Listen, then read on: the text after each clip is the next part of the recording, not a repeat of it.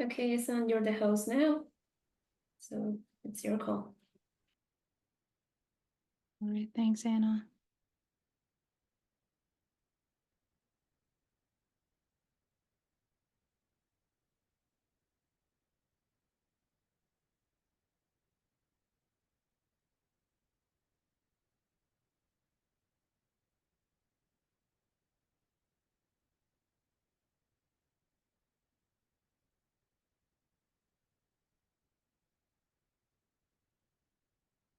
Just gonna wait a couple of minutes for the attendees.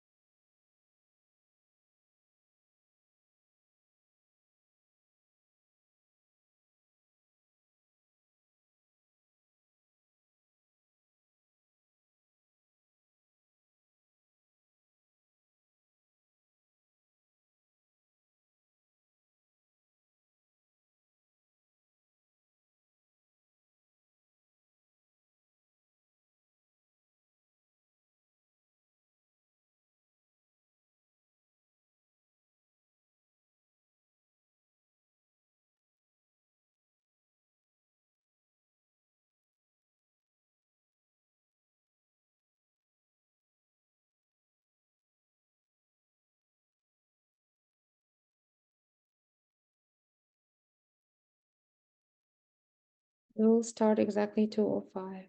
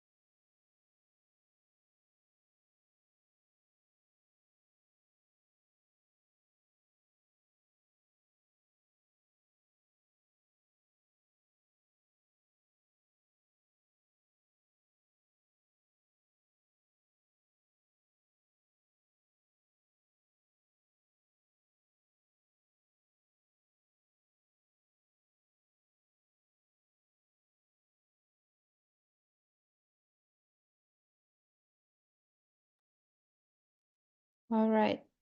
Hey everyone, thank you for joining our session. My name is Ahsan Abulanin. I'm the co-founder and chief operating officer of MakeDeathsCount. MakeDeathsCount is a nonprofit organization that was based on a mission to improve mortality surveillance and cause of death registry in low middle income countries.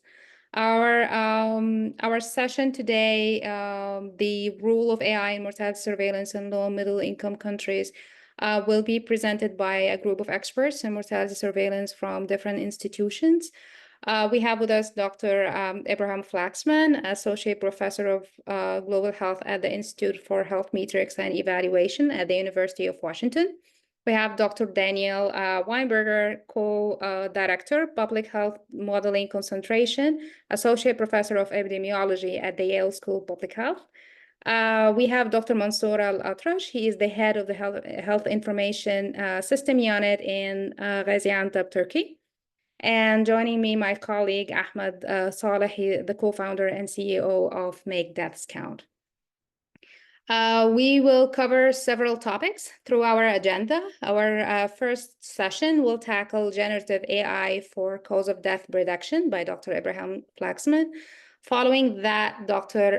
Daniel Weinberger will cover determining the contribution of specific causes to the burden of death using excess mortality approaches. Following that, we will have a session on real-life experience and application in fragile settings, the case of Northwest Syria. And within this session, we will have two topics. The first one will be the role of social entrepreneurship in international development, the Northwest Syrian context by Dr. Ahmed Saleh. And the second topic is adapting simplified technology in fragile settings to improve mortality data by Dr. Mansour Al-Atrash. The last session, I will cover it, and I will talk about the real life experience of a maternal mortality project in Somalia.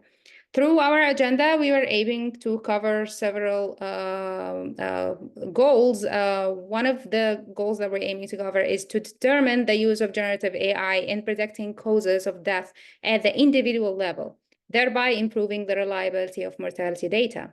Another aim is to explore excess mortality approaches for determining the burden of specific causes of death at the population level, providing comprehensive insights into the public health trends and priorities. We're aiming to highlight the significance of mortality surveillance in preventing deaths and reducing unnecessary suffering, and how it aligns with the Sustainable Development Goals of the United Nations. We will also present recent initiatives in Northwest Syria and Somalia, and to demonstrate the practical implementation of verbal autopsy and simplified technology in fragile settings, illustrating their impact on improving mortality data and public health outcomes. So these are the objectives that we will aim to cover during our session today. And without delay, we will start with Dr. Abraham Flaxman with the first session. Generative AI for cause of death reduction. Dr. Abraham. Thank you. Thank you so much. It's really great to be here with you. I will be telling you today about generative AI for cause of death prediction. My name's Abraham Flaxman, or AB for short. And to begin, I would like to offer a land acknowledgement. This research was conducted on the traditional lands of the Coast Salish people. I'll also share this disclosure about funding support. And what I hope to tell you in just 20 minutes is about generative AI for cause of death prediction from verbal autopsy interviews.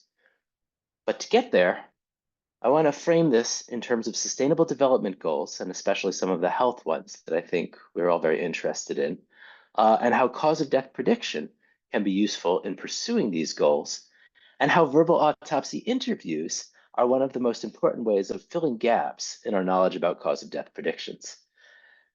And then I'll get to the generative AI for cause of death prediction from verbal autopsy interviews.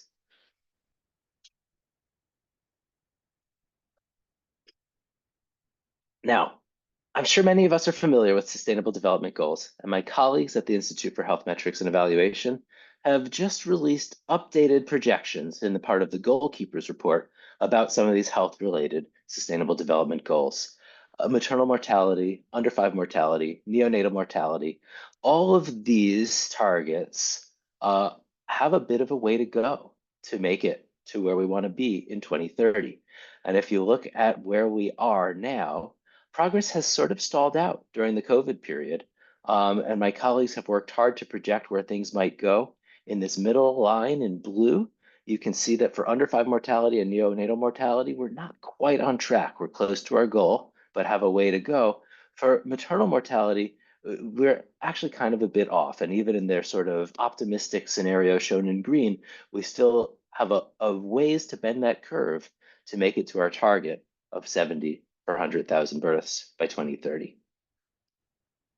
Now, those sort of top level estimates for global burden mask substantial variation at the regional and local level. And my colleagues who have made those estimates from the previous slide have also broken things down by location, showing, for example, that in the Philippines, it seems likely that they have already reached their Sustainable Development Goal on child mortality in 2019.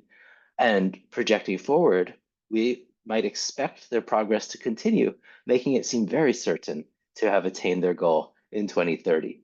On the other hand, there are many countries that are far off from making their goal in 2030 if progress continues as it has been in the past. That is why I think it is very important not just to think about where we are and where we might go if things continue, but how we might be able to bend these curves.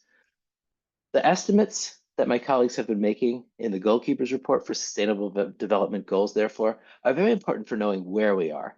But when it comes to bending those curves, it's important to go deeper and to understand what are the main causes of death preventing us from reaching these goals and reducing deaths. The Global Burden of Disease Study has dedicated a lot of effort to breaking down deaths by cause. This is a beautiful three-dimensional rendering of what things looked like globally at a point years ago. And it's a visual form called a tree map that is, in a sense, a glorified pie chart. And the 3D-ness of it makes it look cool, but is not important to understanding it. If you go online to vishub.healthdata.org, there's an updated and interactive version of it that's not as flashy looking, but is still very useful. It shows, for example, how important neonatal deaths are to child deaths, as well as how big players outside of the neonatal period are LRI, congenital deaths, malaria, diarrheal diseases, etc. And just like looking at those targets at the global level, looking at this decomposition at the global level masks substantial heterogeneity. Now, if we had more time, I would demo how you can drill down in different directions using these tools, because as Bill Gates once said, it takes a while to get good at finding your way around these tools, but once you do, they are amazingly informative. Since time is limited, I will just direct you to specific locations. For example, instead of looking globally, here is the composition of child deaths from South Sudan. And what you can see here is a big block of malaria deaths and a big block of diarrheal disease deaths, and also PEM, meaning protein energy malnutrition deaths. And if you were trying to bend the curve to reach goals in South Sudan, you might employ different strategies than if you were trying to bend that same curve in Fiji to reach that same goal, because their diarrheal disease is still a problem, but malaria, we believe, is not so much of a problem. And those lower respiratory infections are a big problem, but look also at how much bigger congenital diseases are, and STIs, really meaning the vertical transmission of syphilis, something that is definitely approachable from a public health perspective, if you know it's an important part of bending that curve. The data-savvy viewers of this talk might have been wondering, what is the evidence base for that picture that I was showing you on the previous 3 slides? And the answer is the best data for understanding the causes of death comes from vital registration systems. MakeDeathsCount is working hard to shore up vital registration systems around the world, but at present, there are many places where it is most important to figure out where to bend the curve, where there are no years of vital registration data available, when my colleagues have sort of scoured what's out there, looking for all the data they can to fill in those tree maps. And that brings us to the verbal autopsy interview, because one of the best ways to fill the gaps when you don't have death certificates coming from a vital registration system is the verbal autopsy. And I imagine that there are some people in this audience who are very familiar with verbal autopsy, but I imagine there may be others viewing this who are not.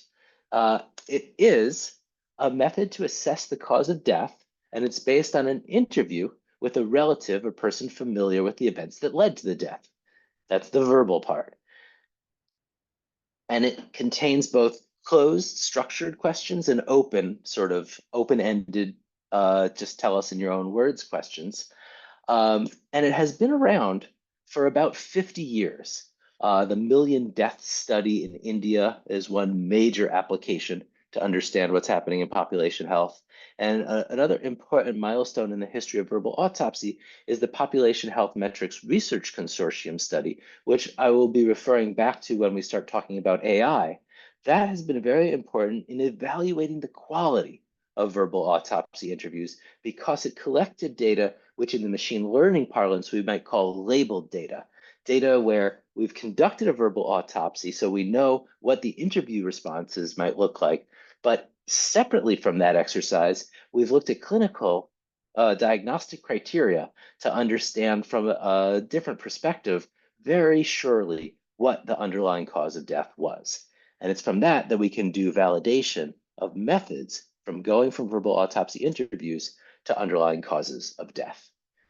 If you have something in mind for the kinds of questions that you might hear in a verbal autopsy interview, you can check if it matches the kinds of things on this screenshot I've taken. There are questions like, did the deceased have a fever during her last illness? And for how many days or months before her death did the fever start and end? Those are the ones that I'm calling structured questions. It also has unstructured questions, sometimes called the verbatim section, which is simply the question, we would like to hear details about everything that happened during the last illness, starting from the beginning, and also what happened during the final hours of the death.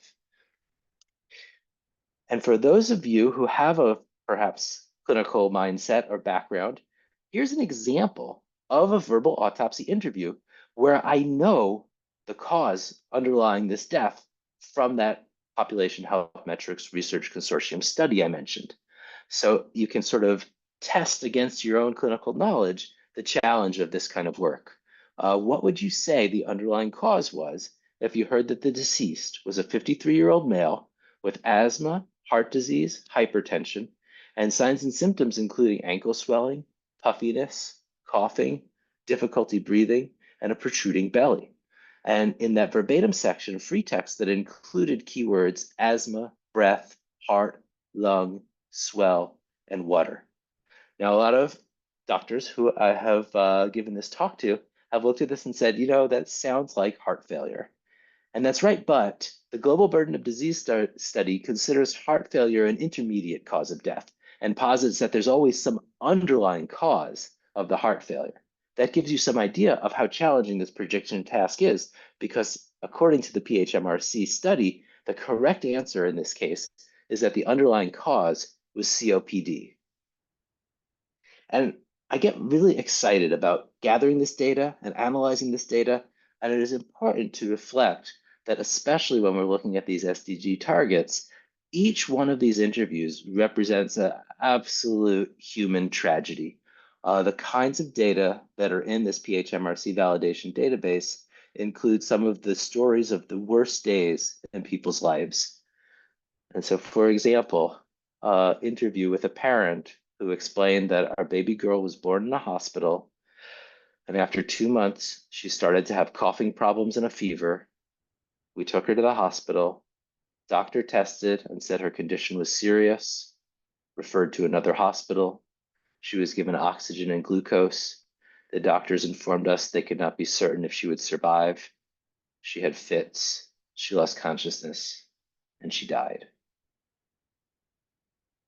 And so my hope really from this work is that by using AI methods to improve cause of death predictions from taking these verbal autopsy interviews, we'll be able to make better strategies to achieve sustainable development goals to prevent these unnecessary deaths.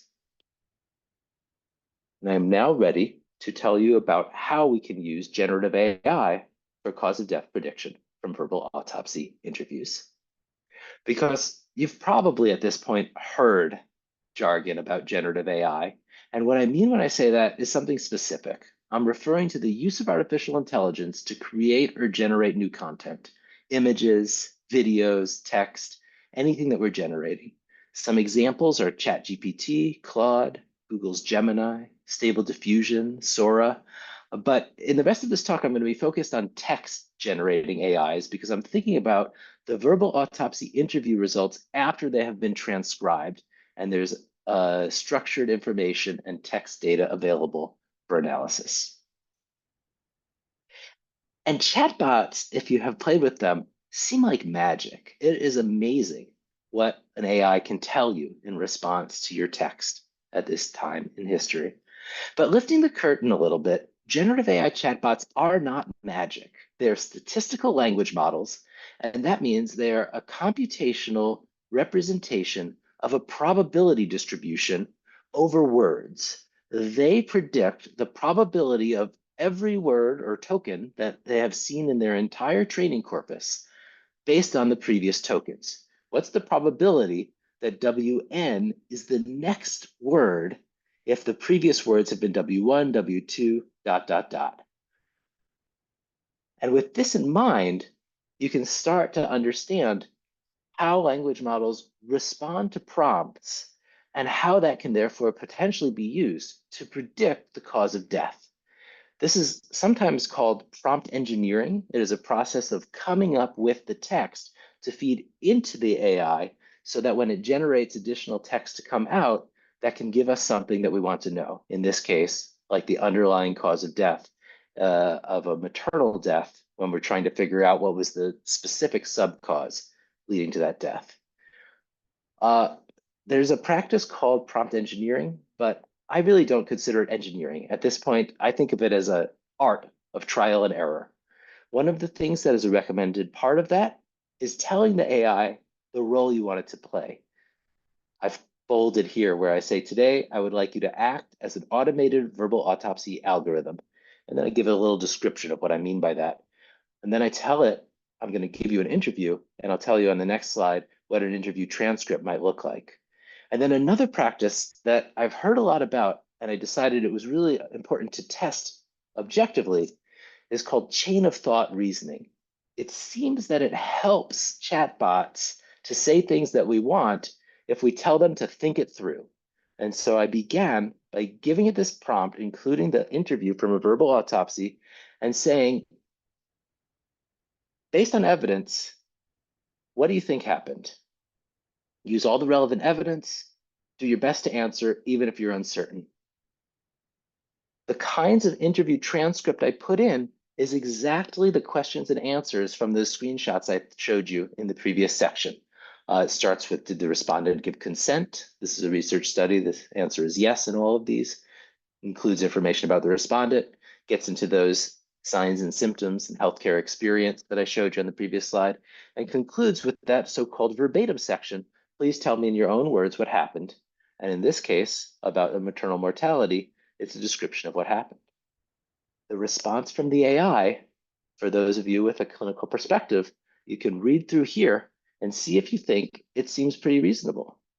I am a doctor of math, not medicine, but based on my exposure to the way I've seen doctors of medicine think this through, it is pretty impressive the kinds of next words that this AI responds using this statistical language model to just blah, blah, blah next words from this prompt. In fact, it sort of makes me stay up at night pondering existential crises like, am I just next word prediction? What is intelligence besides next word prediction? Now, we're not quite done with this process. The chain of thought has to be synthesized. And so I follow that up with a second prompt saying, thank you very much. I like what you've done here. Now select from this list the underlying cause of death. And I want you to do your best to answer this, but if there's not enough information to identify the subcause, then just tell me you're not able to determine with this information. And I have a list of subcauses of maternal mortality that matches the list of labeled data we collected in the PHMRC study. And so in this case, the AI response is a single letter, C. And for those of you with a clinical perspective, you can decide if that seems reasonable to you or not based on this list.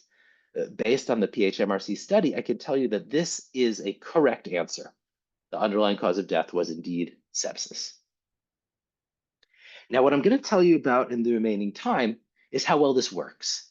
And to tell you that it works pretty well, I first have to tell you what I mean by what is working pretty well. The quality metric that I'm most focused on for this kind of verbal autopsy prediction is called cause-specific mortality fraction accuracy. And it's what you might call a population level prediction metric. It looks at the difference between the true value on the left and the predicted value on the right for each of the predicted causes, and adds up the absolute differences between truth and prediction, and then scales it and shifts it so that a 1.0 means perfect prediction. The left and the right bars are exactly the same for every cause. And a 0.0 means the worst you can do, as wrong as is possible based on doing bad prediction. And when we evaluate this, it is absolutely essential when evaluating any kind of AI predictions to make sure we are evaluating out of sample.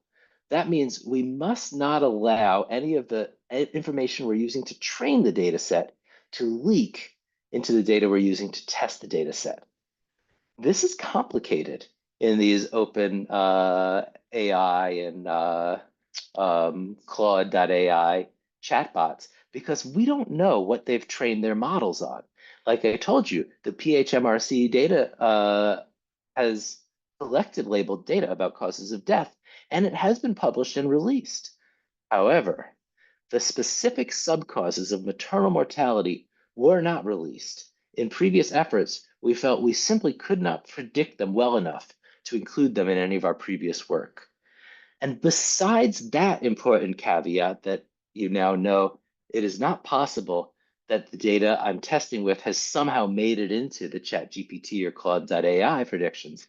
There's another very important part to doing out of sample validations for CSMF accuracy, which is when we sample without replacement to split data into a training data set and a testing data set, as is often done in machine learning methods, it's very important that we make sure the training data set has a different distribution than the testing data set. If we simply look at the test data pool, it will by random chance have a very similar distribution to the training data set, and therefore prediction could be too easy at the population level until we include this sampling part to get a test data set. So without further ado, let me show you how well things worked. And because the PHMRC data has previously also been given to doctors to do physician-certified verbal autopsy, I can contextualize how well AI works compared to how well humans work on this task. The answer is AI beats human experts at both individual level and population level quality for predicting pregnancy-related causes of death. This top row is how well doctors did in the physician certification process from the verbal autopsy interviews. At the population level, they attained a CSMF accuracy of 50. That's halfway from 0.0, the worst they can do, to 100% the best they can do. And you can see that the direct prompt without chain of thought improves slightly on that. The chain of thought prompting improves slightly on that. And the latest and greatest until last week was thought by many to be Claude.ai, which was indeed the best in terms of population level prediction, attaining a value of 63, 13 points higher than the human doctors were able to perform. Since I prepared this slide, ChatGPT has released a preview of their new model, which is thought to be a very exciting innovation in the space of these chain of thought models. And so I'm very excited to see how that improves on what we have here. And so in summary, to reach sustainable development goals, we're going to need to bend these curves. And cause of death prediction, I think, is a really important part of making strategies to bend these curves. Where we don't have good vital registration data to inform this cause of death prediction, verbal autopsy interviews are our best alternative for filling in the gaps. And generative AI is going to allow better cause of death prediction from verbal autopsy interviews than was ever previously possible. We'll leave it there. Thank you all very much.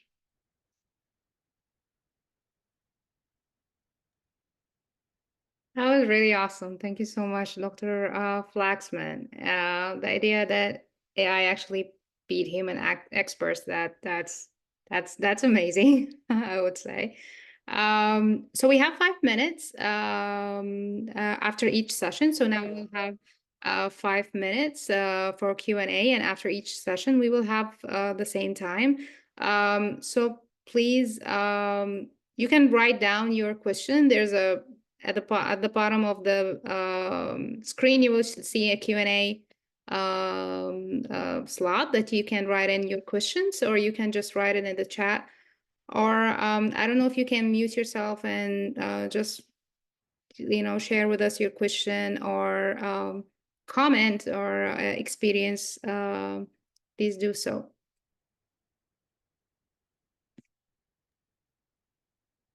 Maybe while we're waiting, I can ask a question. That was fascinating. Thank you. Does the accuracy of the predictions differ based on sort of where the input data come from, and sort of the language that the interview was done in and the setting where it was performed?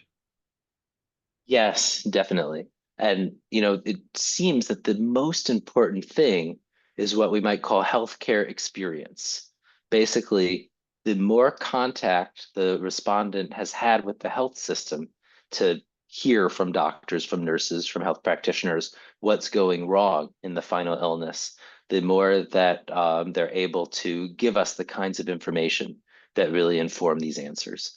But of course, that is modulated by all different sorts of things about access, about the culture of health delivery, and about the information that people are willing to share even. So it is something that I think is a really important future direction. It's basically figuring out what should be adapted where to do this better. And there's been a lot of focus on standardization up till now, really in part because of the challenge of getting mappings from verbal autopsy interviews to underlying cause of death. I think we've got an opportunity to rethink some of that because of the success of generative AI tools.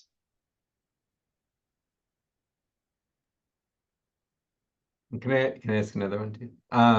So, ChatGPT and these large language models are sort of inherently unstable in two ways. And one is sort of just the stochastic nature of the responses that you get each time.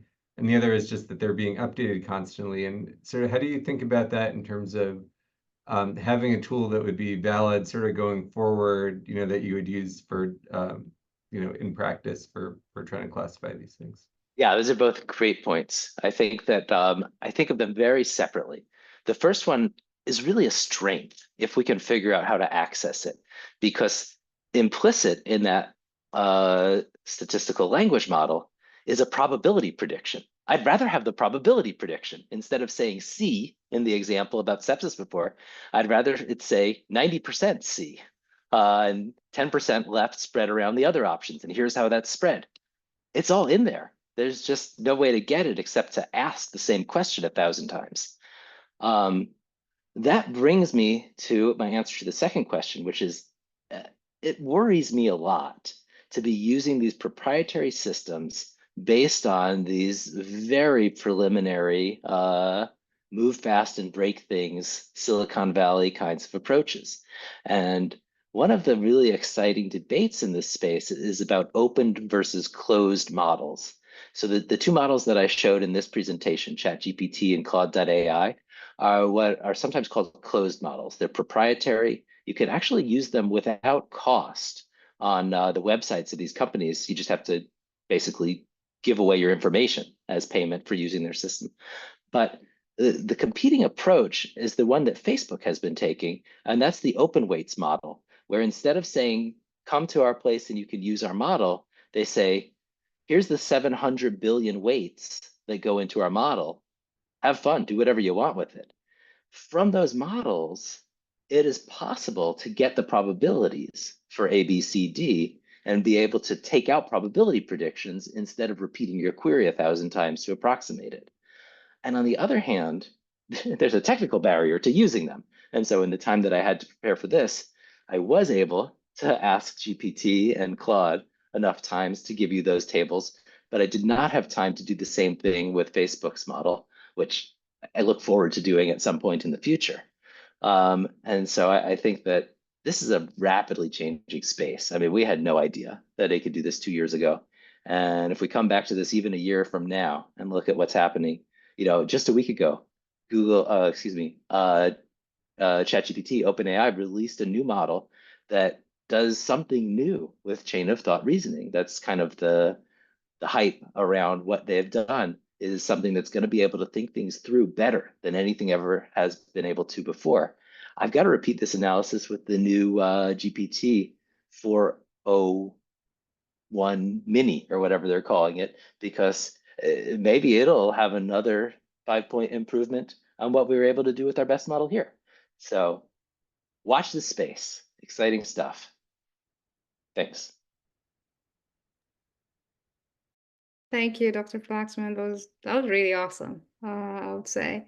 So I can see 2 more Q&As in the Q&A section, but Dr. Flaxman maybe can tend to them, but it's time for us to move on to our next session.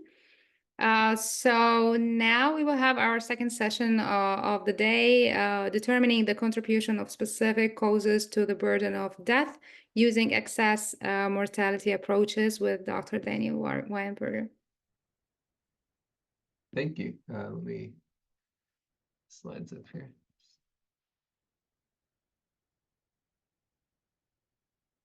Okay, great. Thank you for the invitation, and thanks for putting this session together. So I'm going to zoom out a little bit from what Dr. Flaxman was talking about, moving from sort of the individual level to sort of questions about the contributions of different causes to overall disease burden. So, the questions that we might want to answer come of the form like, what is the burden of death caused by X? And X could be COVID, it could be pandemic flu, it could be a hurricane, some sort of disruption. And then we might want to sort of ask in another way, what is the effect of that event, whether it's a pandemic or natural disaster, on specific outcomes like cardiovascular mortality or cancer mortality. And as Dr. Flaxman was saying, cause of death statistics can be difficult to rely on. So, we have sort of this typical chain of events where maybe somebody is undergoing treatment for cancer, which increases their risk for COVID infection, which then triggers a heart attack, which causes them to die. And it's really an art as to sort of how you assign the cause of death in these situations where, and there are, good guidelines out there for sort of how you do this assignment, but there's still an element of judgment that comes into this. So you have to sort of think about what's the underlying cause of death here. So it should be recorded in this situation probably as the COVID infection, maybe it's the cancer. But then, what if the person was never tested for COVID? In that case, what happens and what gets assigned as the cause of death? Or if the cancer treatment wasn't recorded in the right place, or if the databases weren't linked appropriately. So there can be a lot of issues. And this has been recognized for a long time. So, there's a quote in this paper about the challenges in attributing causes of death following cancer treatment, just saying how the cause of death assignment is inherently subjective, and we rely on judgments made by numerous individuals, or maybe now by ChatGPT, when completing the death certificate. We saw this come up as an issue a lot during the COVID pandemic, especially early on, when there was a lot of question about the reliability of the death toll, the reported death toll due to COVID. There was a lot of assumption that the reported deaths were an undercount. There was some suggestion on the other side that it was potentially an overcount. But in general, a lot of mistrust of the official cause of death statistics, and an understanding that they weren't especially accurate. And this is sort of a issue that's been recognized with infectious diseases for a long time. And typically for infectious causes, what gets reported as being caused by influenza or COVID or RSV or whatever it is represents an undercount. And an important reason for that is that our testing is incomplete and imperfect. So, not everybody by a long shot gets tested for, all the different viruses and bacteria that could be causing particular death. We could see this during the 2009 flu pandemic, where only about, 1/7 of the deaths caused by flu were thought to be attributed to flu on official statistics. But we could also see that, during a typical influenza season as well. So these charts here are from a paper from quite a while ago now, just showing time series of deaths due to cancer and heart disease and cardiovascular disease, diabetes, pneumonia and influenza. And basically what you see is for all these different causes, you see spikes in the reported deaths that coincide with spikes in influenza activity, suggesting that, what we're attributing to cancer or to cardiovascular disease has some infectious trigger. The numbers can also get skewed in the other direction. There was concern about this during COVID when we're using really sensitive molecular tests like PCR, where a person can be positive for a very long time. You can get sort of incidental detections of the virus. So, somebody dies in a car crash and there's a virus detected in the individual, which obviously isn't related to the cause of death. So we're in the situation where we can't necessarily rely on the cause-specific coding of the deaths, although it sounds like Dr. Flaxman is going to help us solve that problem, hopefully, or improve our situation. But we can look at changes in all-cause mortality, and that can give us an indication of what's happening when there's a discrete event that happens. So when we have a disruption that's sort of intense and for a relatively short duration, like a pandemic or like a hurricane or a heat wave, we can see the effect of that event on all-cause death rates. And this is usually done using either time series models or spatiotemporal models to define what we expect the normal rate of death to be in a specific population at a specific time. And then we look for deviations from this. So this is data from the EuroMOMO project, where we have the observed deaths in blue. And then there's a statistical model that's used to establish the expected deaths, which gives us that sort of sinusoidal seasonal pattern. And we can see the difference between those observed deaths and the seasonal baseline give us excess deaths, and we can see how those coincide with different infectious periods. So to do this type of analysis, there are sort of three things you need. You need sort of the complete count of the number of deaths, regardless of the cause. You just want to know how many people died in a specific location at a specific time point. And you need that data for several years so that you can establish what a normal pattern of deaths looks like. And then we have a statistical model that we use to try to estimate typical seasonal variation and trends in the data that we can use to compare going forward. So for the first piece, we need to basically get a count for the total deaths in the population. And there are a number of ways we can do that. Ideally, we'd have good vital statistics that captures 100% of the deaths in the population. So that's our best case scenario if it's available. That's often not available in many parts of the world, as we saw in some of the maps that Dr. Flaxman was showing. So you can do things like rely on regular household surveys in a health surveillance system where you go around and are regularly asking people how many people were born and how many people died in a household, which gives you some sense of the number of deaths and the characteristics of those deaths. We can also rely on indirect evidence. This is being done more and more recently using things like satellite imagery. So this is an example of a study that was done looking at the burden of COVID in Somalia, using satellite imagery to track sort of the digging of new graves in a graveyard. And we can also use things like news reports to get some sense for the burden of death in different populations. So once we have this information, we can feed it into a statistical model where I'm not going to go into the details of this, but basically it's effectively a regression model where we have the number of deaths as a function of seasonal variation, which gives us those nice sort of sinusoidal curves. They capture sort of typical seasonal variation. We might have a time trend in there to adjust for sort of longer term changes in mortality.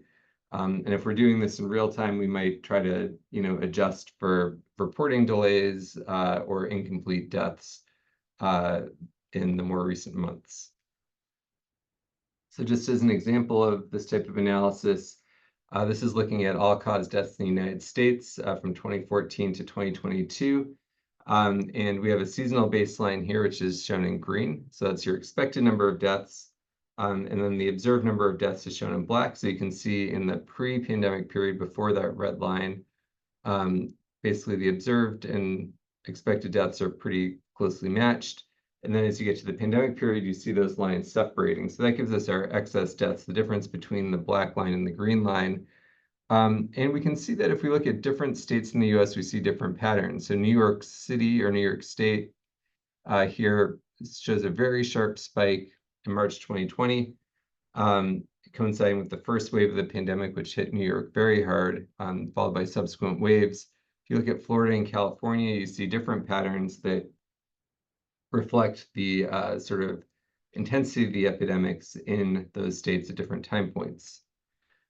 So how do we know that these are valid and that this represents COVID deaths and not some other unrelated pattern? We can look at infection rates in the different states based on serological surveys. We can get estimates for how many people were infected with COVID. And in fact, we see that where we see more excess deaths, we see sort of higher infection rates in different states in the country.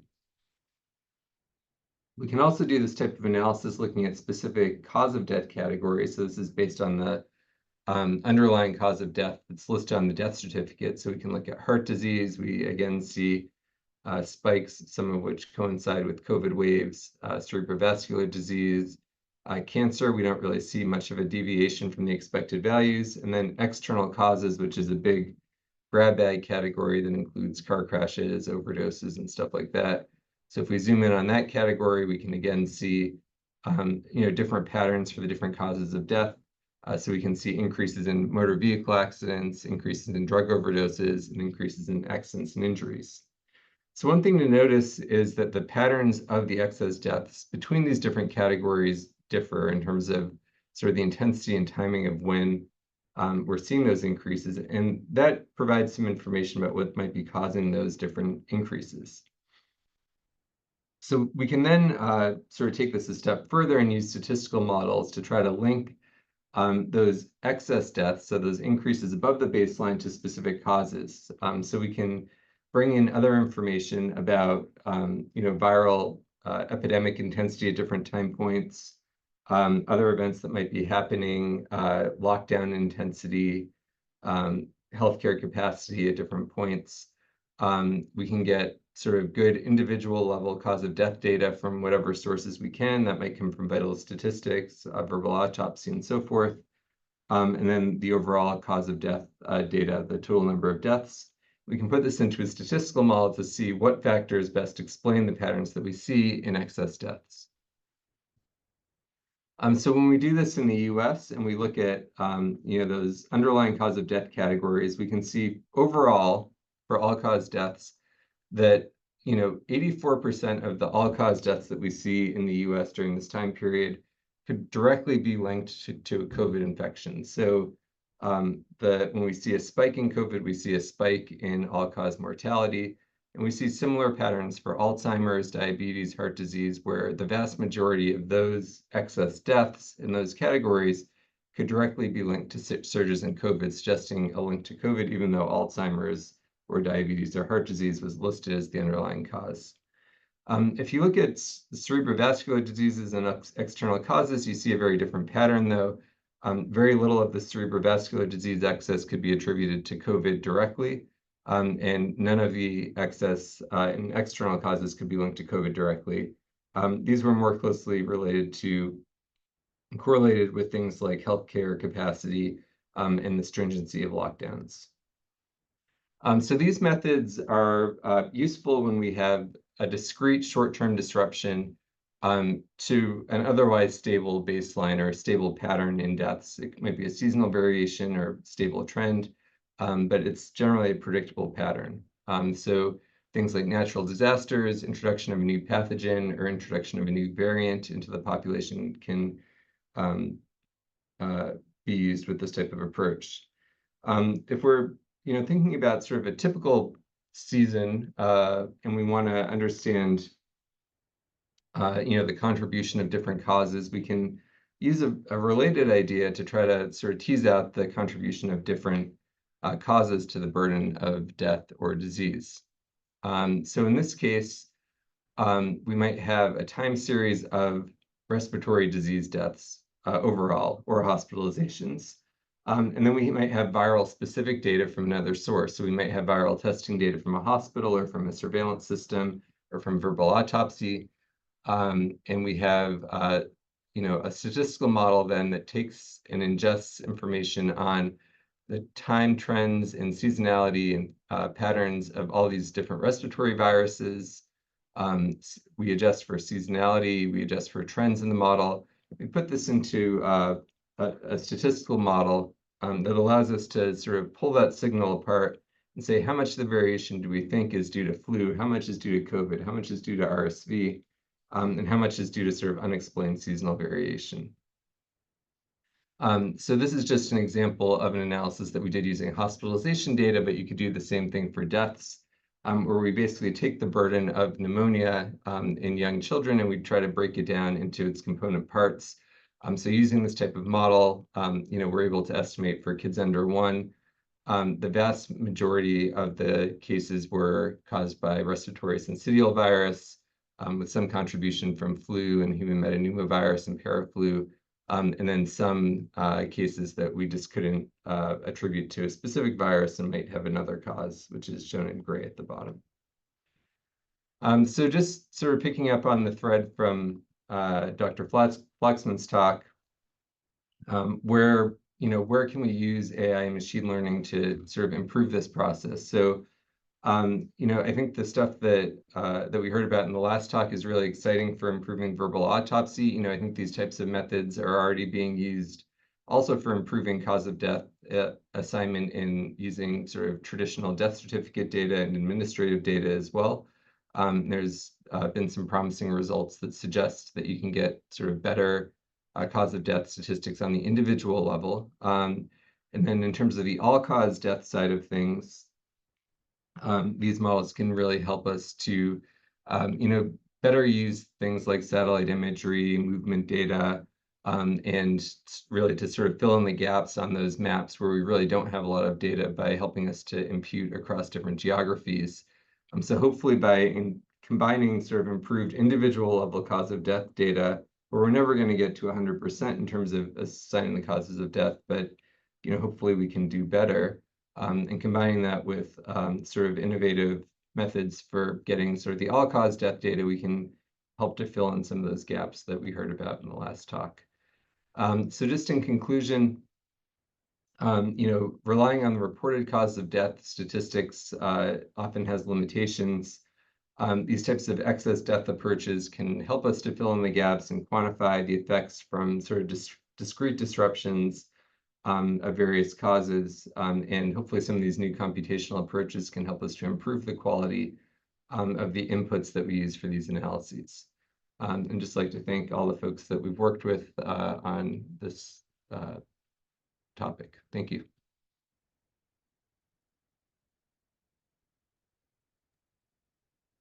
It's awesome as usual. Thank you so much, Dr. Dan. It's a statistical statistical modeling approach to identify deaths on the population level. So I'm going to open the floor also for questions for the next 5 minutes. Just write down your question or feel free to share it.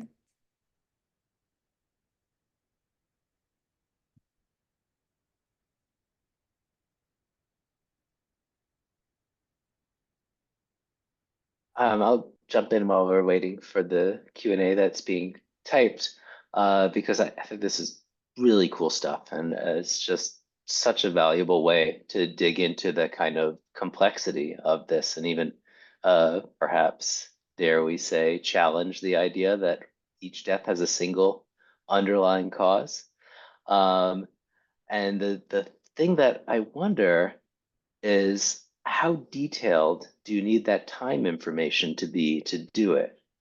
Because I think it's amazing when you have the data to go back over years and decades and show the seasonal variation.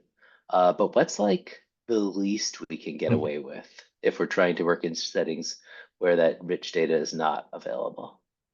Yeah, I mean, I think ideally you would have at least 3 or 4 years of historical data to get a sense for what the seasonal pattern looks like in the baseline. But I mean, there are situations where you can also, if you have any spatial data, that can also be helpful. Like, sometimes, you have an event that happens in part of the country and not the other part, and you can sort of really leverage that variation to sort of see where you see the spike and, and where that spike is concentrated and so forth. So I mean, I think if you're just relying on a single time series, then yeah, you want to have probably 3 to 4 years at a minimum to get that baseline down. And we've mostly dealt with either weekly or monthly or quarterly data, and you're able to sort of get similar results with either of those sort of time resolutions. Depending on how big this disruption is, you might be able to do it with annual data as well. But I think the sort of less refined the time resolution, the less confident you can be that whatever you're seeing is due to the thing that you're looking for. And ideally, we're going to be looking at sort of months or shorter time resolutions.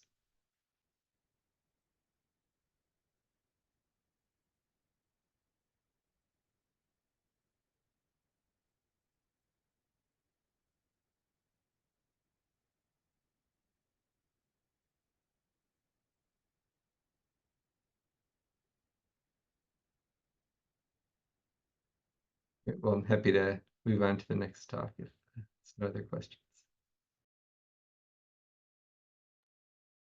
All right. Thank you so much, Dr. Dan. That was very, very interesting. Thanks a lot. So now we will move to our third session, real life experience and application in a fragile setting, the case of Northwest Syria. And like I said, we have 2 topics in this session. The first topic is the role of social entrepreneurship and international development, the Northwest Syrian context, with Dr. Ahmed Saleh. Thank you so much, Asad. Can you hear me well? Yep. Amazing. Here, let me just...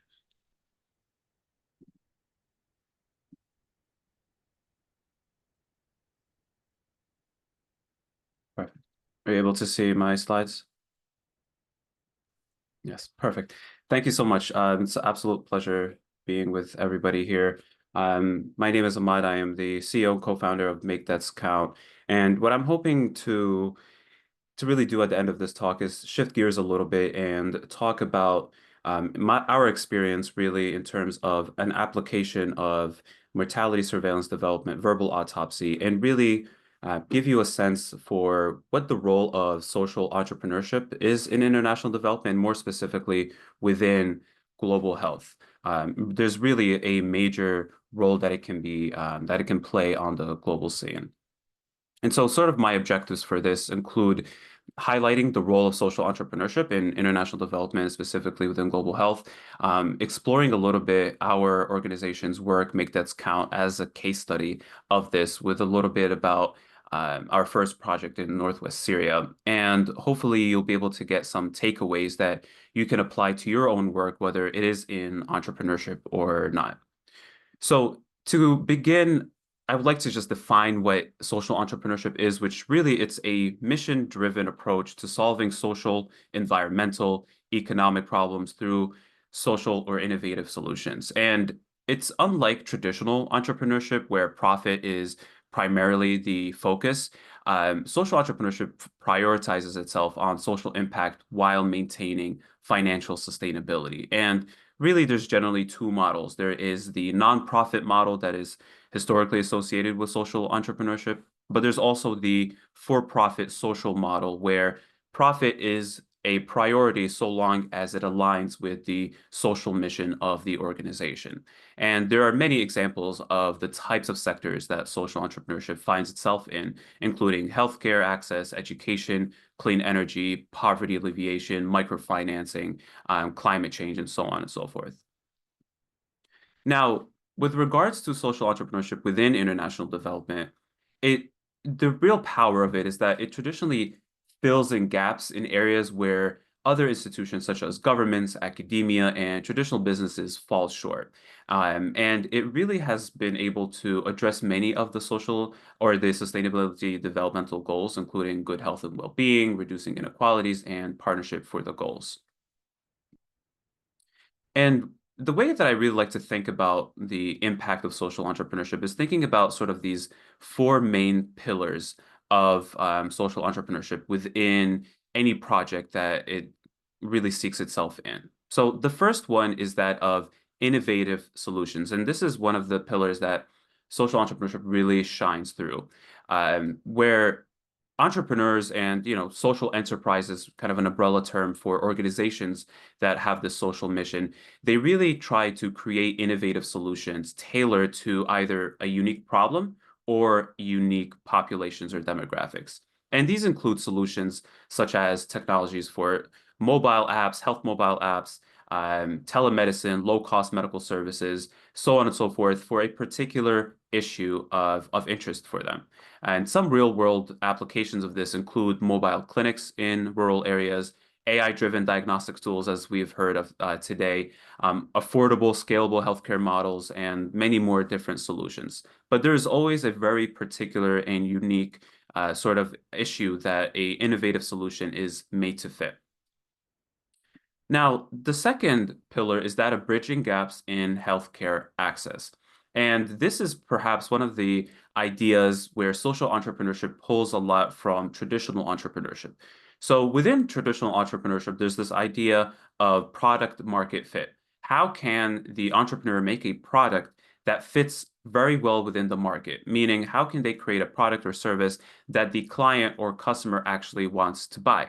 And the process that brings that about is essentially reiteration of the product or service after feedback from the client. And within social entrepreneurship, I'd like to call this the product community fit, where there is this collaboration between the social entrepreneur and the partners traditionally within global health on the ground in low and middle income countries to help develop and bring about a solution that is actually going to bring about the impact that they would like and have the kind of goals that are shared between the two. The third is that of economic and social impact. So in addition to the primary healthcare outcome that the social entrepreneur may have within global health, there's always this economic and social impact that is sort of a secondary outcome that is of top mind as well when developing that product or service. So for example, that includes creating jobs either directly through the project itself or through creation of transferable skills and other media that allow the participants to use elsewhere outside of the project. And of course, the social impact, including creating a healthy community where by addressing the primary outcome of the healthcare impact, you end up creating a healthier population that is able to then have this ripple effect of having increasing economic development within that local community.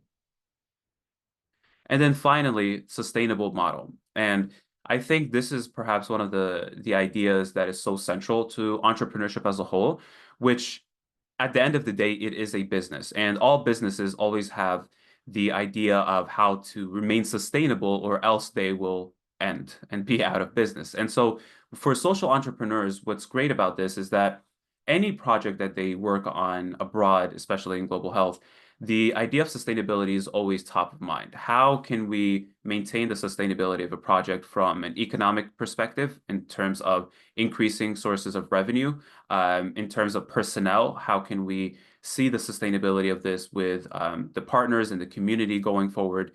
So that's always a big factor for a lot of social entrepreneurs when they're creating a project from the beginning. And so we're going to take these 4 factors or pillars moving forward and try to apply them a little bit into the work that we've done at MakeDeathsCount. So our organization is it's a social enterprise that essentially works with NGOs and ministries of health in low and middle income countries to help develop their mortality surveillance systems through the use of verbal autopsy. And we are only about 2 years or so into our founding.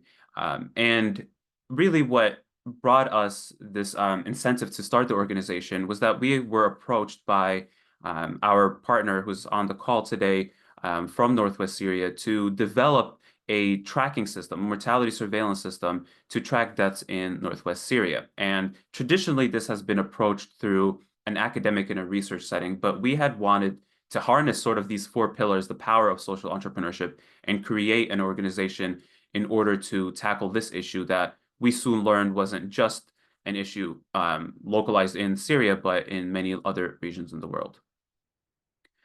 And just for background, if you were to do a quick search for the leading causes of death in the US or any other quote unquote higher income nation, you'll have your answer in just a couple clicks. But in many regions, and over 100 regions in low and middle income countries, we have no idea what the actual burden of disease and death within those communities are.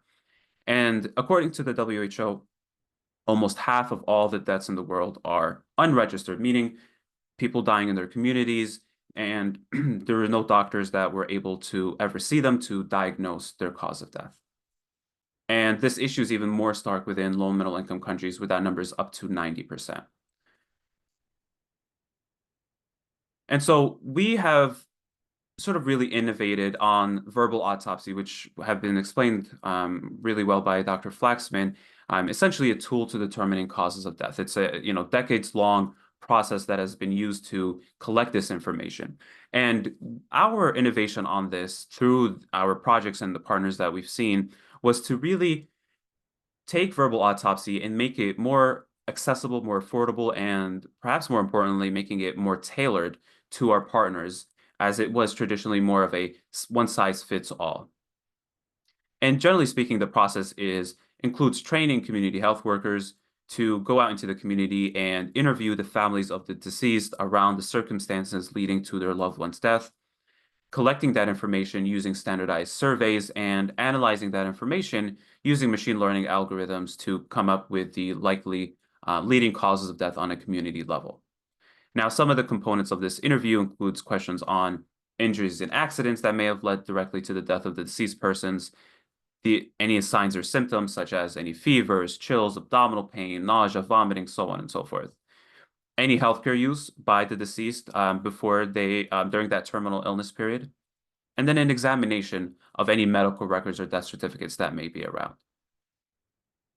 And so we are able to look at almost 50 leading causes of death within global health, sort of within infections, neoplasms, chronic diseases, maternal deaths, and sort of a catch-all of other deaths, including COVID-19.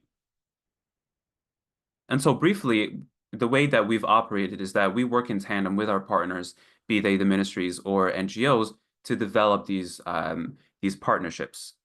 And more specifically, we help by provide training to the community health workers. The partners are able to identify who go out into the community and collect this information, where we then are able to analyze and provide sort of this cause of death report. And the reporting really is an interactive data dashboard that categorizes and breaks down the deaths by gender, by location, by demographic, by obviously the leading causes of death, by comorbidities, and at times when we have that information, by location. And I'd like to take a little bit of time to talk about our very first project that really inspired this entire venture, which was in Northwest Syria. And it was a particularly difficult region, as Dr. Mansour will definitely talk about in a little bit, where there's no governmental control, no pre-existing mortality surveillance system on which to build upon. And this is where we really were able to work with our partners to develop the very first program, verbal autopsy program within Syria, really relying on these 4 pillars of innovation, having a very particular demographic in mind, sustainability, as well as looking at the economic and social impact of our work. And this has been our longest standing project in its 3rd cycle, and I'm sure we'll get a bit more of an update from Dr. Mansour in terms of the status of the project. So when we look at sort of these 4 pillars again with regards to our work, the way that we've tried to develop these innovative solutions was really within the process of verbal autopsy by really creating online training that is accessible to anybody, anywhere, without even the need of internet access at times, that is accessible to different literacy levels to really help our partners to self-guide themselves through the process. And in terms of bridging gaps in healthcare access, one of the biggest things that we've tried to do is to really identify an appropriate partner, an appropriate project. So we've had projects that were very important for us to do, but because of the political and social climate on the ground, it was just not feasible for us to conduct a 5, 6, 7-month project, including some of the political barriers, and it wasn't safe for our partners on the ground. So we really tried to be quite intentional about identifying partners and regions where there was a need, but also feasibility for the work to be done. And then in terms of the economic and social impact, I mean, truthfully, this wasn't top of mind for us in the beginning of our work, but in Northwest Syria, we found that a lot of the community health workers that were part of the project, a lot of them previously were unemployed, and they found a source of revenue through the funding that we've had for the project. And now they're able to continue, for as long as the project is in place, they're able to continue being involved on a salaried basis for the project, but also they've developed and learned skills that are transferable outside of the project as well. And that's been a huge added benefit for a lot of the work that we've been doing and been so grateful for. And then finally, in terms of the sustainability, that's also been quite top of mind for us, where from the beginning, we really include our partners in a sort of a shared decision-making and understanding what works best for them and really tailoring our projects for their needs. Because for us, our goal is really to be a stepping stone for our partners to developing a mortality surveillance system in the hopes that in a few years, the local Ministry of Health or local government can take over that, and there will really be no need for us moving forward. And so we always try to keep that in mind by empowering our partners with as much of the resources as we can in order for them to then steer the ship and lead it moving forward even without us. And of course, we are grateful for sort of the successes we've had in our short period, where we've raised almost $200,000, have 3 ongoing projects, one almost starting soon in Bangladesh, multiple international partnerships, and being the first organization dedicated to mortality surveillance and verbal autopsy. But of course, we've been met with quite a few challenges, including delays to project starts, as well as delays when the project has started due to political barriers, as well as to floods and other natural disasters, inconsistent staffing, both on our side as an organization, as well as our partners, and we had to kind of rework that and find workarounds. Trust. This was a big issue from the beginning because we are dealing with sensitive data, and there's always this mistrust that comes from an outside organization trying to get a better sense of what the causes of death are within a particular region. And so we have to spend a lot of time building rapport and trust with our partners in order to really find the success for the project that we're working on. And then, of course, funding. Funding is always an issue with a lot of these projects, and we always have to find the appropriate partner that has resources along with our resources that together can make sure that we ensure the success of the project in the end. And so, just generally speaking, some of the challenges that I think we can learn from as entrepreneurs is the funding and resource limitations, including finding consistent funding for projects to ensure the viability and sustainability of a project.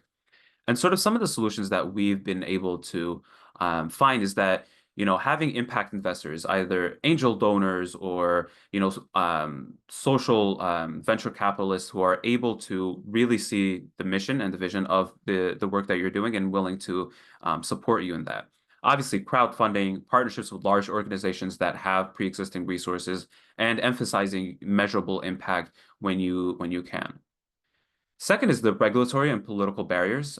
This is especially the case for anybody doing global health work in different regions as we have, in terms of compliance with local laws and regulations.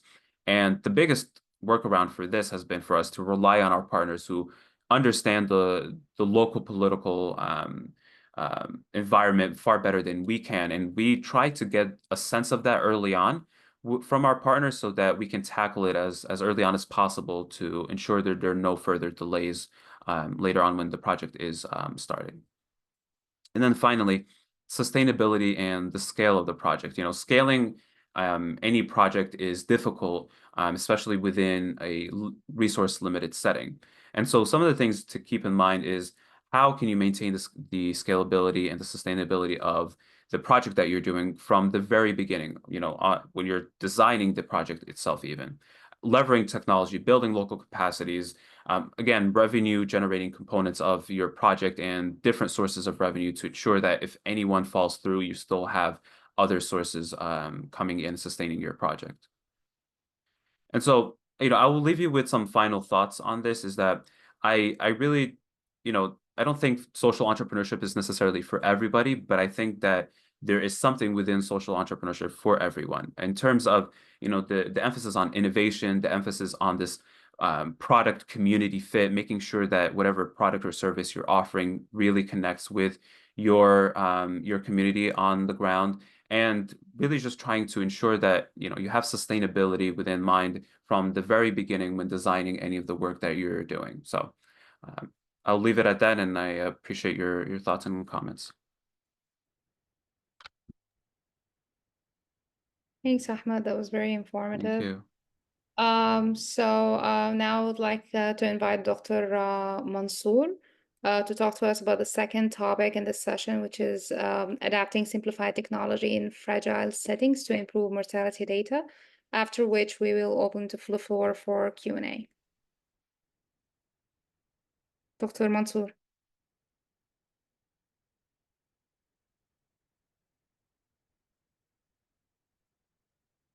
You are muted.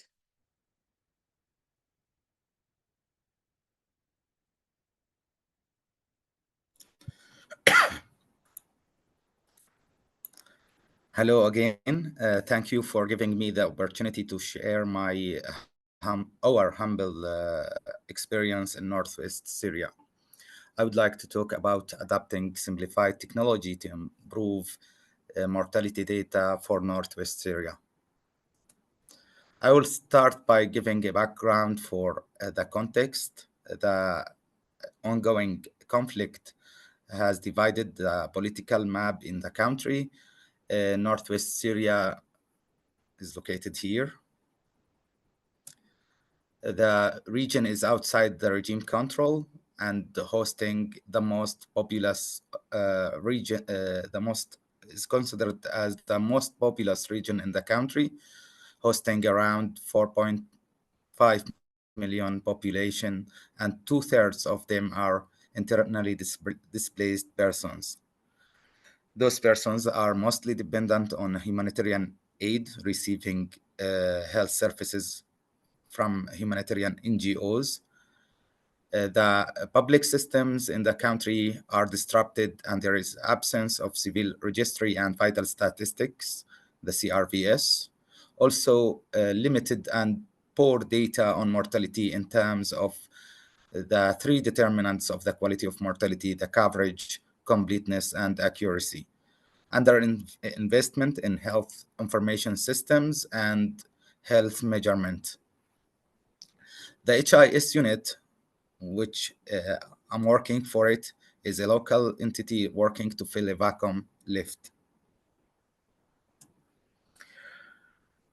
I'm going to speak about the first tool to collect the data of mortality in the field. Firstly, the deployment of the DHIS2, which is an open source software developed by Oslo University, and it is used widely worldwide in the LMICs. Through this platform, we are applying a standardized death certificate, and we collect MCCD, the data of medically certified causes of death. Doctors are trained on assigning the cause of death using the ICD-10 shortlist. The paper-based data is transferred to the DHIS2 platform, and a photo of this standardized certificate is also attached for validation purpose. At the central desk, the administrative data and cause of death are reviewed, processed, and then analyzed, and then reports are disseminated to the end users. Here is a slide that shows the stages in this process, started by customizing the data collection forms on the platform. The data entry clerks receive data from the doctors, the paper-based data.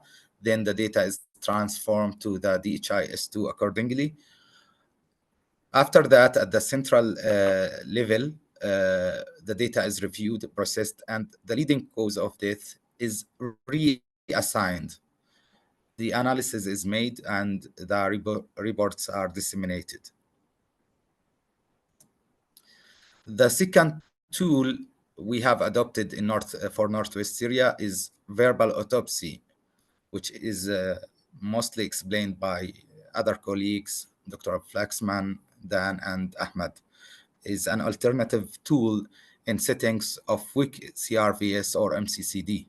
Data on cause of death are collected through an interview with the next of kin. We have used the WHO 2022 instrument, which includes questionnaire, list of cause of death, and the rules and guidelines. And by the way, we were the first country who translated this tool into Arabic language. The interviewers used Kobo toolbox for data collection.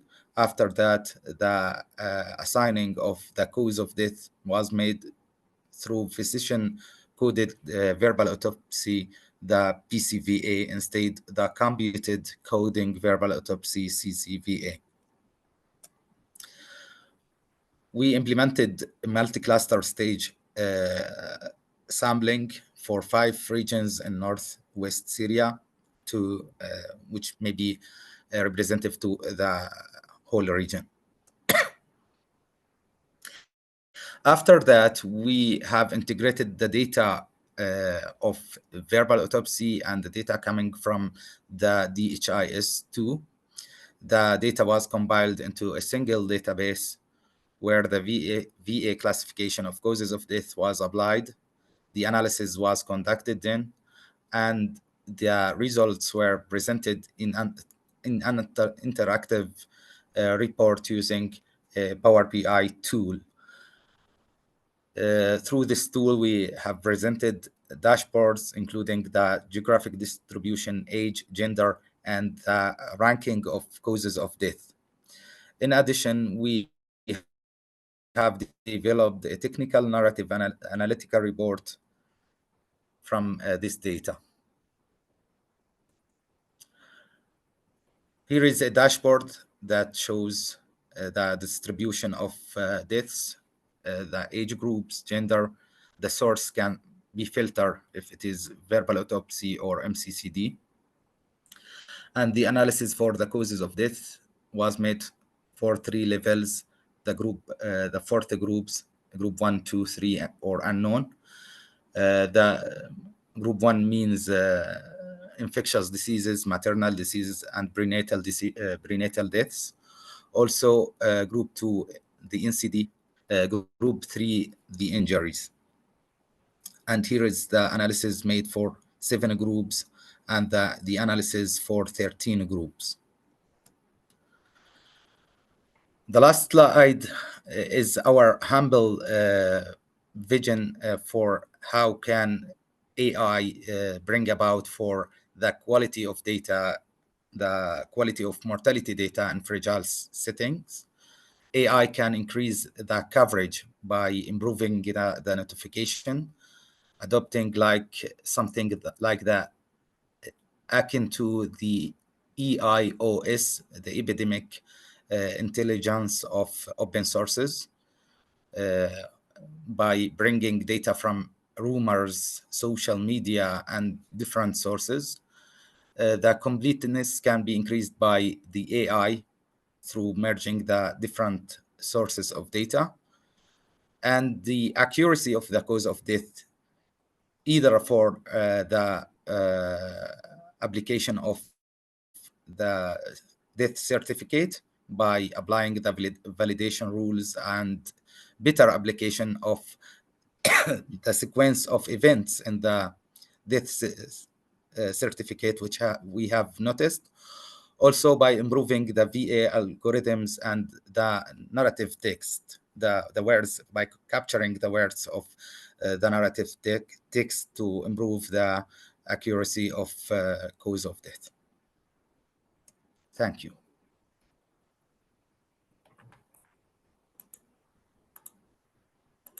Thank you, Dr. Mansour, sharing your experience in Northwest Syria and the data.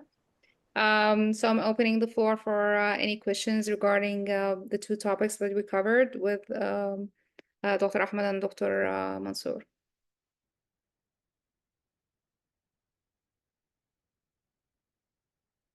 I have a question actually for Dr. Mansour. Can you share with us some of the challenges that you encountered while implementing the project in Northwest Syria? Yes, for the project of the DHIS2 is the low capacity of doctors. We have trained a lot of doctors, but still now we think the VA technique is better than the medically certified causes of death. The capacity of doctors, they were not familiar to assigning the cause of death before the conflict. That's a big issue. Also, the governance in the field. We cannot oblige the doctors to certify the deaths have been occurring in at the hospitals. So we always have incompleteness in data. The other thing is the funding issues. For the verbal autopsy, the skepticism in the field is mostly the main challenge. Also, sometimes some partners preventing us, not the partners, I'm saying that maybe the military parties preventing us from entering the camps and collecting data from the IDPs. That's the main issues. By the way, I will drop the link of this integration between the MCCD and the VA in the chat box. Thank you.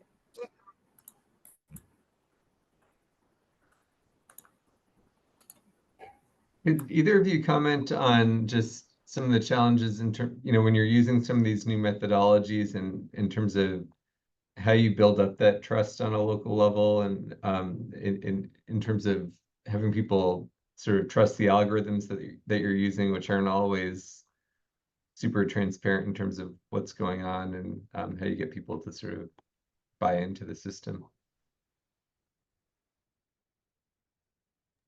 Yeah, for sure. At least from our perspective, I think one of the first things that we try to do is be very transparent and clear about what our goals are, and what we're trying to do, and really understanding the partner's goals and see if that aligns. You know, where our goal is to get a better understanding of what the disease burden is within the local community and the sequela of consequences that may arise from not having that information. And oftentimes our partners are able to empathize with that and they understand that issue. And also that explaining the data collection process and where the data is housed, and we're having shared access to all that information adds onto that trust with our partners, because obviously there's fear regarding the usage of the data and where that goes.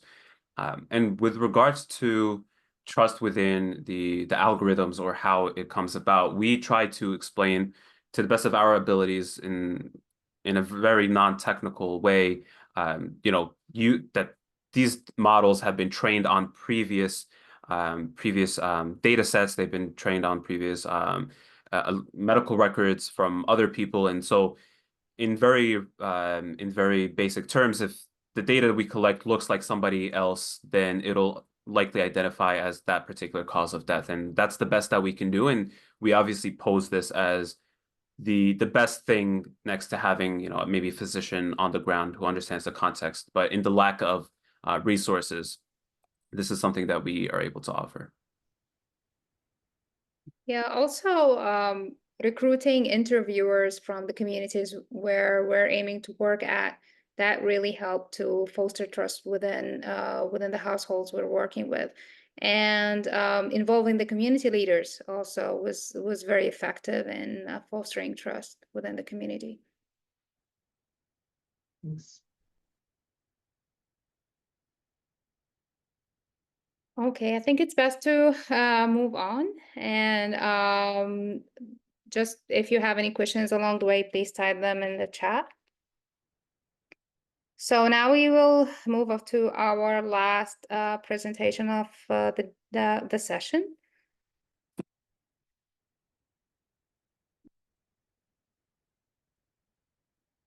Okay.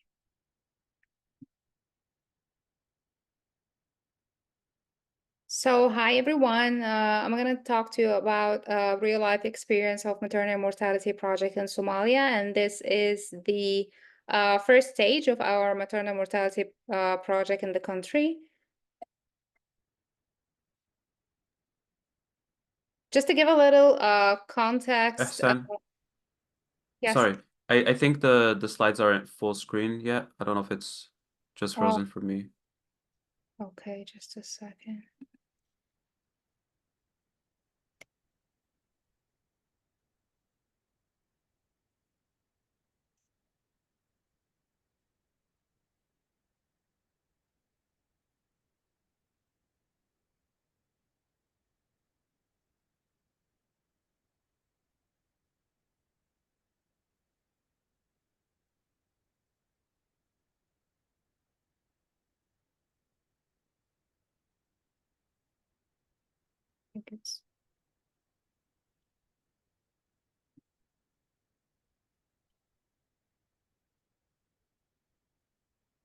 How about that? Yes, perfect.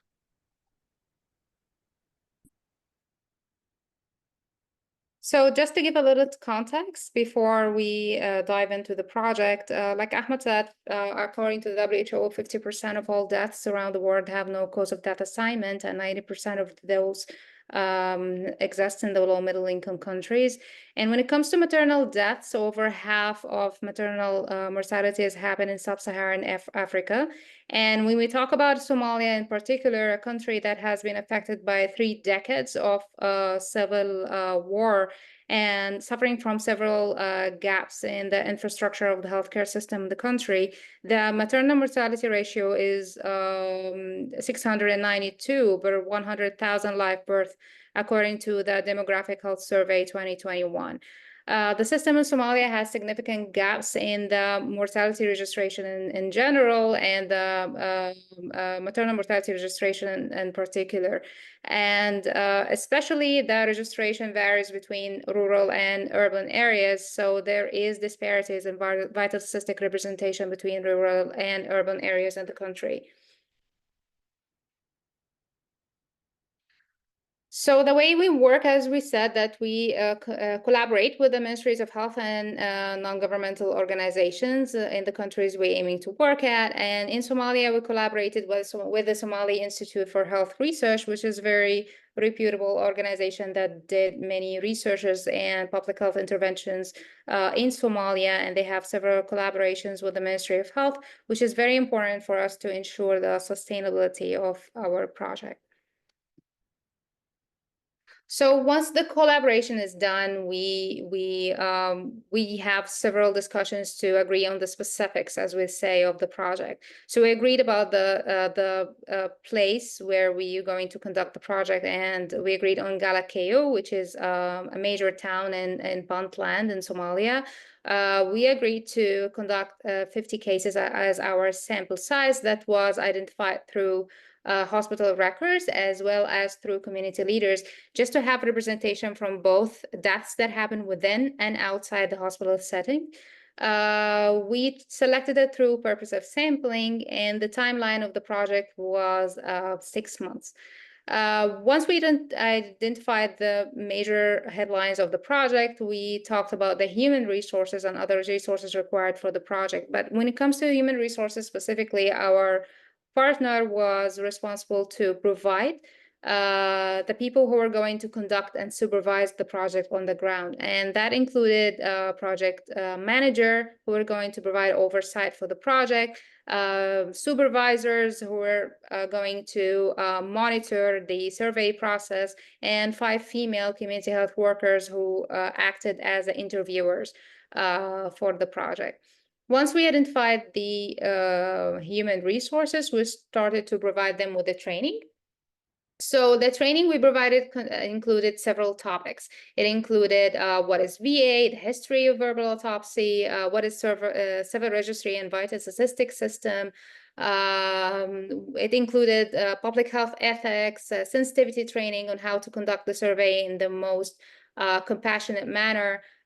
Some of the challenges that they might encounter during the survey process, and of course, training about the questions itself within the survey and how to conduct the survey and administer it.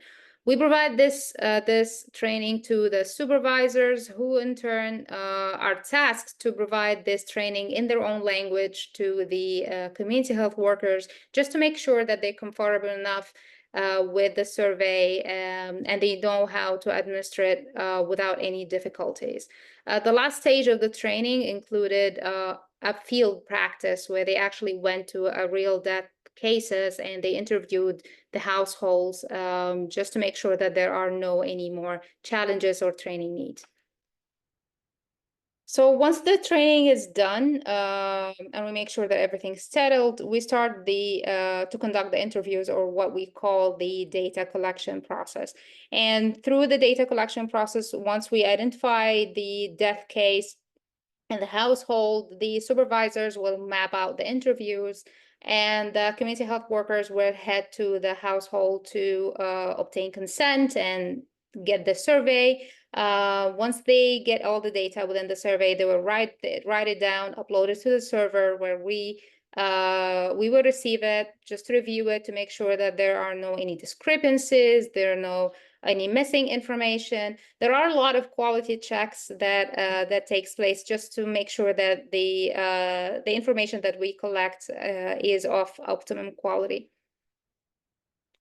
So once we're done with conducting the interviews, we identify the cause of death assignment for each survey through generative AI, through our collaboration with Dr. Abraham Flaxman. And then once we have the cause of death assignment, along with the other data that we collected on the ground, we conduct the data analysis, and we provide a comprehensive report for our partner with the analysis that we conducted, along with some recommendations for public health interventions according to evidence.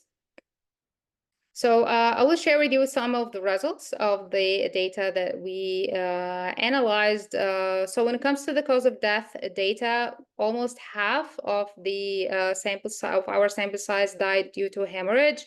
It followed by sepsis and eclampsia. When it comes to the death location, 22 of our sample died in the hospital, and those were the cases that actually were identified from the hospital records. 13 died at home, and 11 cases died en route to the hospital or facility. This is an analysis of some of the comorbidities that were reported by our respondents, and 13 of our sample reported blood pressure as a comorbidity, and this was followed by diabetes, asthma, kidney disease, and stroke. So as we talk today, there is an open narrative section within the survey. Through this project, we used the 2022 WHO verbal autopsy survey, and there's an open narrative section, like we said, that the interviewer has to write what the interviewee is saying in their own language or in their own words. Through the analysis of the open narrative section, we were able to gain insights about the health systems or social factors that might have contributed to these deaths. And some of the insights include barriers to accessing timely medical care.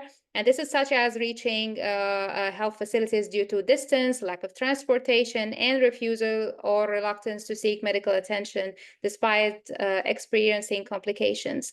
And this is really resonates with the 11 cases that died en route to the hospital.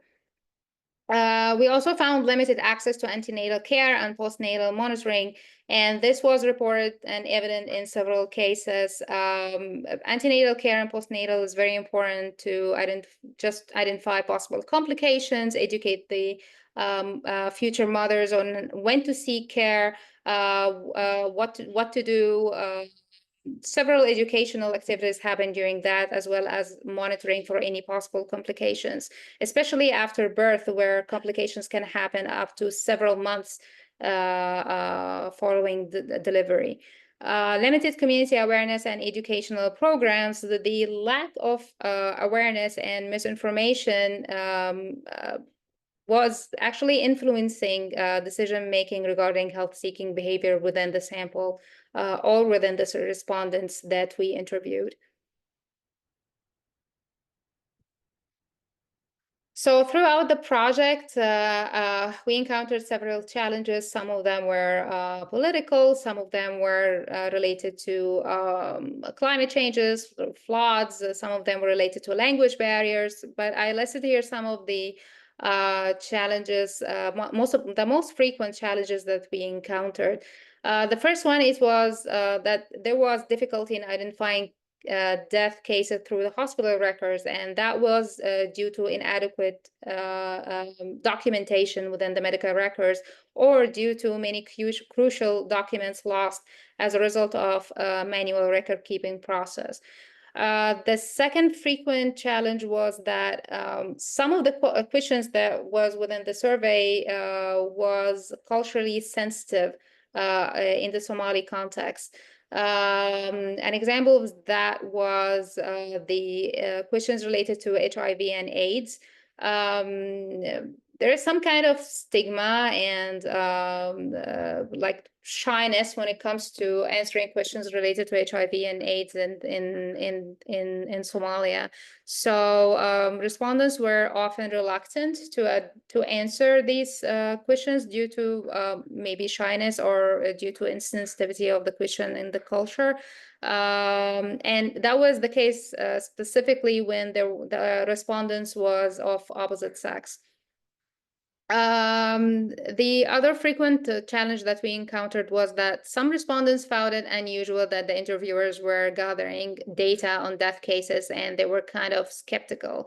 Even though we tried our best to employ the solutions that actually worked with us before and how to make the society trust us more. But some households were still skeptical, so it needed like a good time for us to fully explain the project, fully explain the purpose of the data collection, that the data will at the end is going to end up with the Ministry of Health, and we will try our best to do whatever that will benefit the society at the end of the project.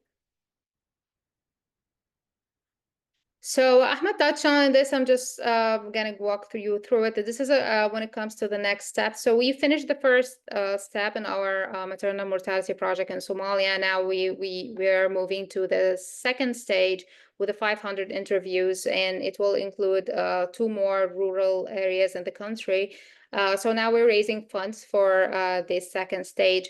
Outside of Somalia, now we are in the initial phase of our project to identify causes of death in the Rohingya refugee camps in Bangladesh. And we're also raising funds and identifying partners to conduct a mortality surveillance project in the rural areas of Nepal. So this was all for me. I'm just gonna part with you with one quote from one of the respondents that we received when he said, "This is the first time anyone has come to listen to us and to understand what we are going through." Thank you.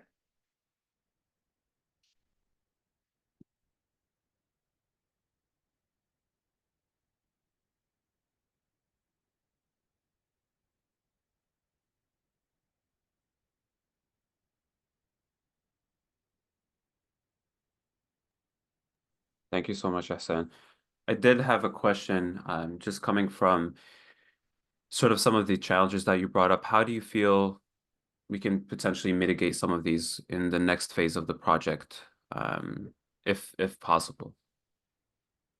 So one of the ways that we thought about is to conduct a small campaign where we will include like elders of the town where we going to work and the community leaders, just to first of all present the project, like what's the aim of the project, what exactly are we going to do. So maybe we can spread awareness about our initiative before we actually start the project. From talking to some of our partners, this seemed to have worked and reduce some kind of the skepticism about why we're collecting data. So this is something we will employ during our next stage.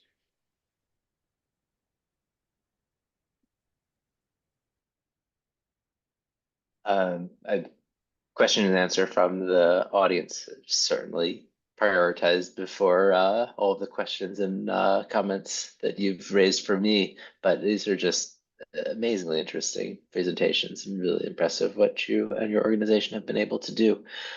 Your final comment about how much some of the respondents appreciate having someone come ask these questions is something I've seen before.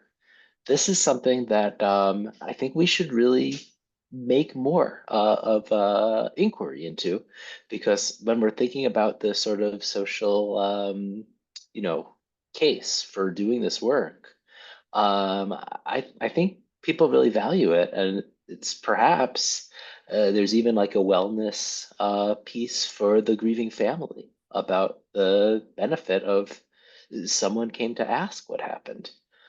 The flip of it, which I wonder if you've had experience with, that your comment reminded me of from some of the PHMRC validation work, is that this can be a very taxing job for the interviewers. It is a bummer to hear day in and day out about the worst day in some parent's life. And I wonder if you have thoughts about that from the Syria and Somalia experiences in particular, or just more in general about how we can support the workers who are doing these interviews. Thanks. Thank you, Dr. Flaxman. So in the Somali context, we actually received from some of the interviewers that they were overwhelmed because of the entire situation that they find themselves in with the respondents, especially when they find themselves in some kind of when the respondent like start to cry or they start to show anger. But at the same time, they said that they feel like how our respondents appreciate the work. Some of them were really happy that they found someone to listen to. They found it very rewarding. So it was like a balance between feeling overwhelmed and rewarded by the work that they are doing. I don't know, Dr. Mansour. Yeah, please. You're muted, doctor. Yes, Dr. Hassan, from our experience in Northwest Syria, through the first project, there is incentives like for consoling the families of the deceased persons, and which was a good practice. But for the second project, the funder refused to ensure that they told us this may jeopardize the sustainability of the project. And frankly, there is too much debate on this thing, providing financial support to the families for verbal autopsy. But it was a good practice through our project to ensure completeness and listening to the interviews.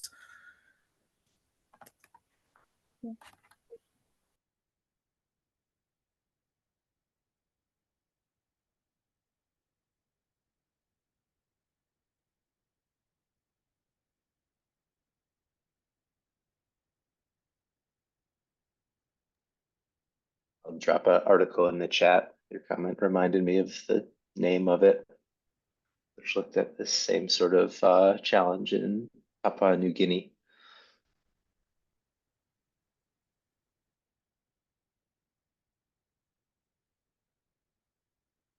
It did it as a direct message. Let me try that again.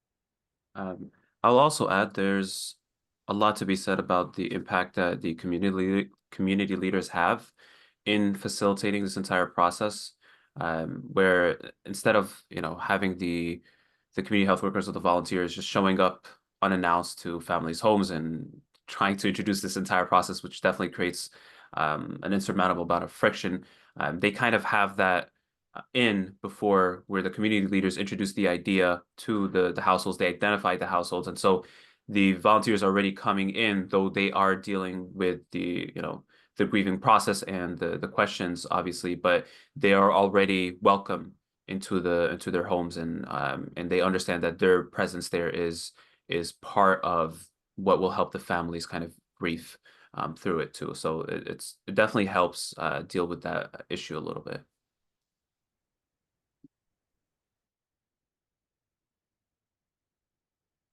Yeah, I will share a quote from one of the respondents, from one of the interviewers. She said, "Seeing the family thankful just for being heard was very moving. It washed away all my troubles." Yeah, like I said, the rewarding comments from the families kind of provided them with a rewarding feeling that they were able to withstand the pressure. But yeah, I can see your comment in the chat box here. Whenever they cry, I cry with them. Reciprocal relationships and the rule of ethics. Yeah.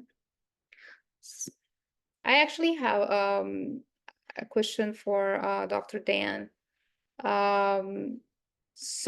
You said that the ingredients for excess death is complete counts and the number of death and the years of death and the models for season and trend. So when we talk about a low resource setting or the conflict affected setting, like the two cases we presented today, how reliable and how practical can we use excess death estimation in these settings?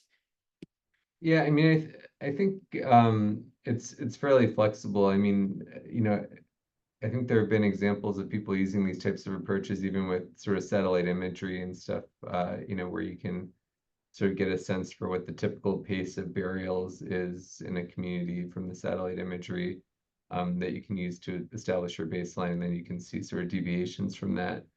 I mean, I think where things get tricky is, you know, when the reporting is inconsistent over time, like, you know, in a conflict setting where there might be really disruptions to your ability to collect the data, you know, in certain periods. And yeah, that's where, you know, you might need to rely on some of these other methods aside from vital statistics data.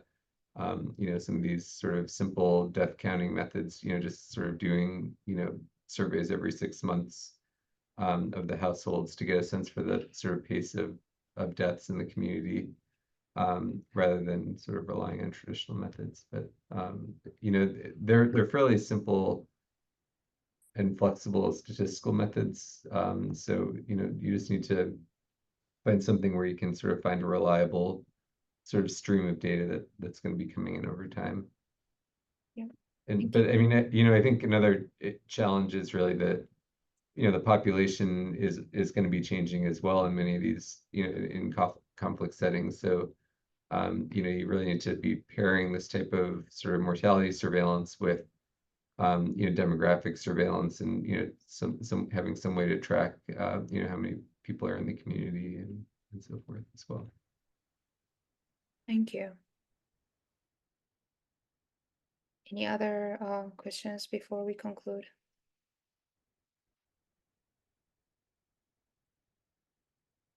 All right. I would like to thank our speakers. Thank you so much for being with us. It has been really insightful and enlightening session. Thank you for our attendees for your time and participation. And yeah, if you would like to be involved with us and Make Deaths Count, please visit our website, MakeDeathsCount.org. We are always in need of volunteers, partners, funding, supporters.